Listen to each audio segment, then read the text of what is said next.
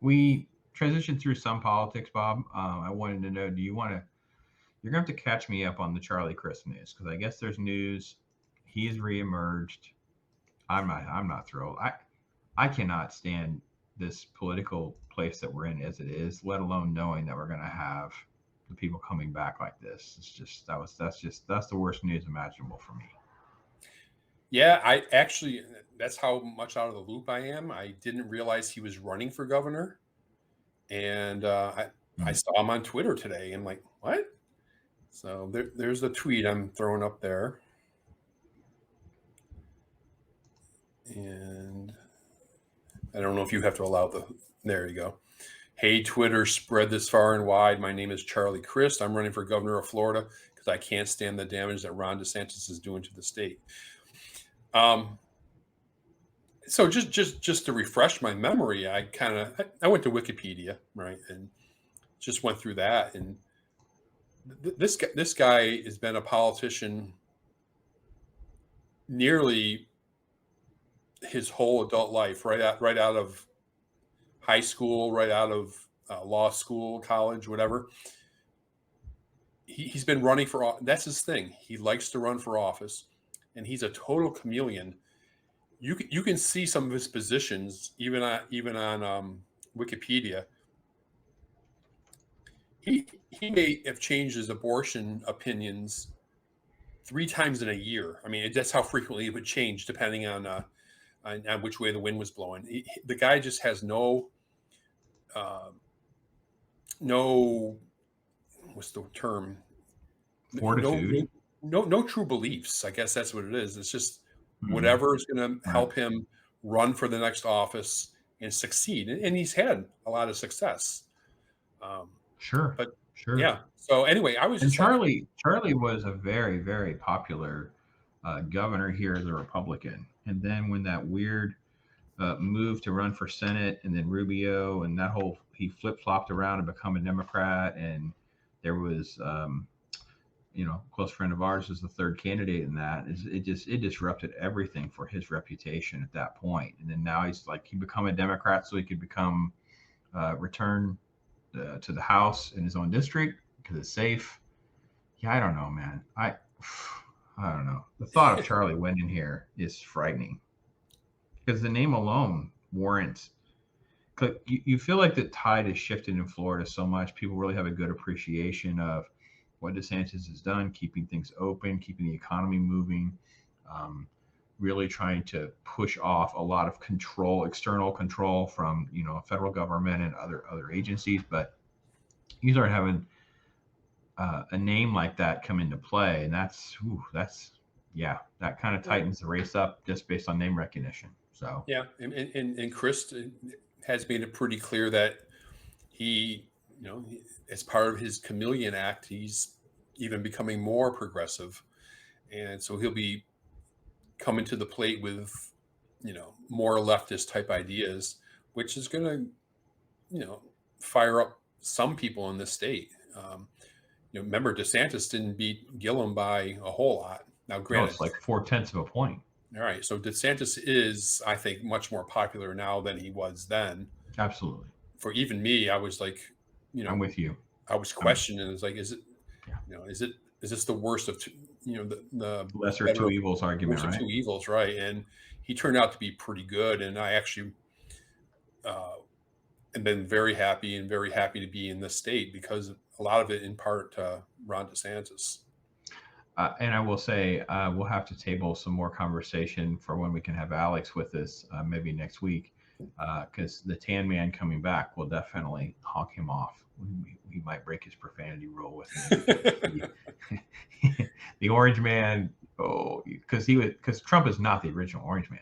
It is Charlie Crist, just so you guys know. The tan man, I think, is a nickname as well here in Florida. I would just say to the listener, the viewer, just spend 10 minutes and just take a look at his history. If that whatever issue is your primary issue, just look at his changes of stances on that one issue, and it'll make your head pop off. Just pick one. It doesn't matter which issue it is. He's changed.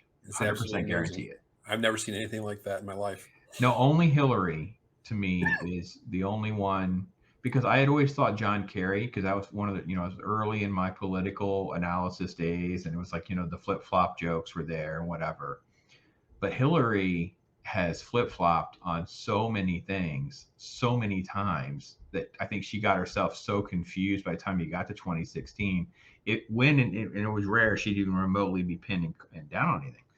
The problem with Charlie is getting enough media to even call it out. I think if it can become a topic or whatever, I don't know, maybe this is a good area for us. We do these montage videos, Charlie on this topic, and just put all of the different clips together, because it's insane. Living through it has been really, really rough. Like it's been rough having Charlie as a representative at all. Yeah. Coming back. I just, after reading what I did on Wikipedia, refreshing my memory, because I probably didn't pay a whole lot of attention to Florida politics back in the day. I legitimately believe he's hooked on the game. He's hooked on the power, running for office. Yes. Just the running for office. I think he just loves that, and he'll do whatever it takes. Yeah. Yeah. The idea of him being former anything is not setting well with him. He cannot let it go. He cannot let it go and return to civilian life for whatever reason. He just can't do it. We're seeing this with Beto O'Rourke too, by the way, who's going to run for governor in Texas. However, the contrast is Beto hasn't won anything. He's like 0 for 2 major races, and like didn't make an electoral vote. Like he was so insignificant. And he said crazy radical things at the end of his presidential run to try to get attention, and that didn't work either. I don't know how he can come back to Texas and pretend that, he went on the record, folks, of saying, Beto said, wide open borders, and I will take your guns. Mark my words, we're coming for your guns. Like he went full in, no border, and take your gun. Not buybacks. No, we're coming. It was so radical. He thought that might be the thing to get him some traction in that race. And it should be for listeners or viewers that should be a red light, right? If you have somebody that just perpetually runs for offices and doesn't go get a regular job or anything, that's got to be a problem. That has to be a red light for anybody that's paying attention. Yeah, and obviously, I don't know if we talked about it last week or not. My wife shot down all of my running for office ambitions. So it's not going to happen. But I don't understand, because my strategy in a lot of situations is just to tell someone we're going to agree to disagree. But I can tell you that issue is not a really big high priority on my to-do list. Like, I don't understand why it's so hard to just be like, it's like no matter where you are in the political spectrum, some things are just not going to come up. Like, they're just not a big deal. But they are made into like the climate change thing. It's like, what do you want me to do? It's not a high priority for me. Well, how are you going to vote? I don't know until I read it. Probably not likely. Not likely, because my solutions and your solutions are probably not going to be the same. I'm just being perfectly honest with you. And that is the question with an issue like that too. Yeah. Well, I got to read it.